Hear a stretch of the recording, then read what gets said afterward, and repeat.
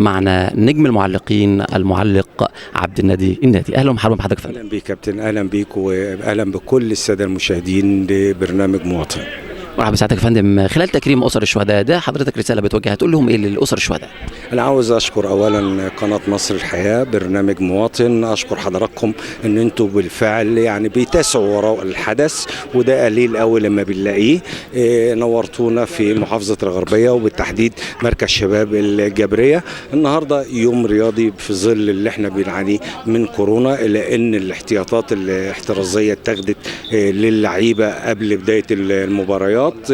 يمكن ايضا التكريم اليوم كبطل من ابطال القوات المسلحه عقيد احمد منسي، نقيب شرطه محمود الدسوقي، ده شرف لكل انسان ان هو يكرم بطل رفع علم مصر وضحى بروحه عشاننا احنا. ويمكن حضرتك زي ما لاحظت ما حدث من خلال ال 48 ساعه الماضيه في سيناء، ونحن يعني احنا قاعدين في اجازه رسميه لكن ابطالنا في الصحراء وبيدافعوا عننا، قاعدين بيدافعوا عن مصر، بيرفعوا علم مصر في كل محفل من المحافل.